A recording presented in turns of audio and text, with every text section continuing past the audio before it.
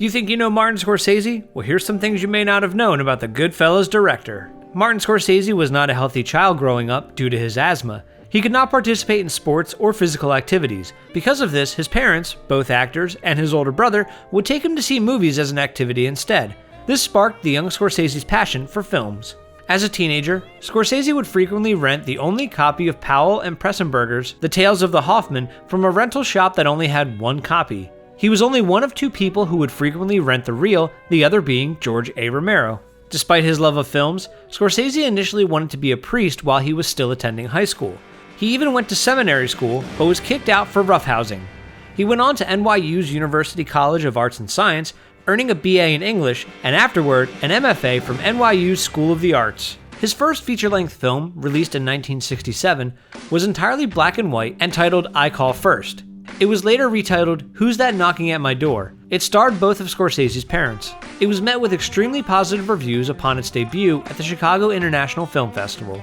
Scorsese's 1977 film New York, New York was a very personal project. It was meant to be a tribute to his hometown.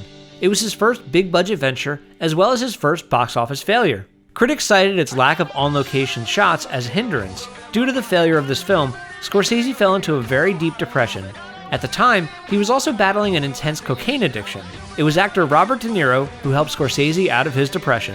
Scorsese's cocaine addiction was so intense that during a series of interviews at the 1978 Cannes Film Festival, he refused to do any more interviews, stating, quote, "No more coke, no more interviews." When he was unable to score any more coke, he took a private plane in Paris and found some cocaine there.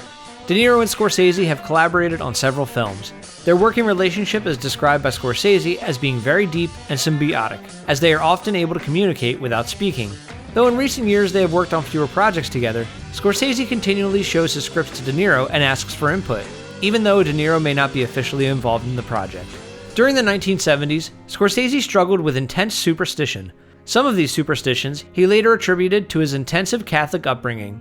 Among his superstitious hang-ups were a fear of flying and a fear of the number 11. He wouldn't take flights whose number totaled 11. He would not sleep on the 11th floor of a hotel, nor would he travel anywhere on the 11th day of the calendar.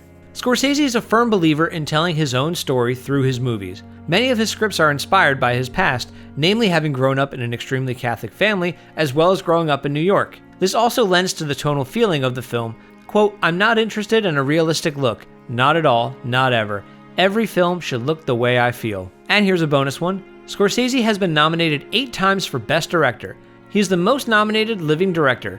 Entertainment Weekly voted him the 4th greatest director of all time. And on this list, he was the only member of the top 5 still alive, and the only member in the top 10 still actively writing and directing. That's it for this episode of You Think You Know Movies. Make sure to subscribe, like us on Facebook, follow us on Twitter, and get the latest movie and TV news on ScreenCrush.com.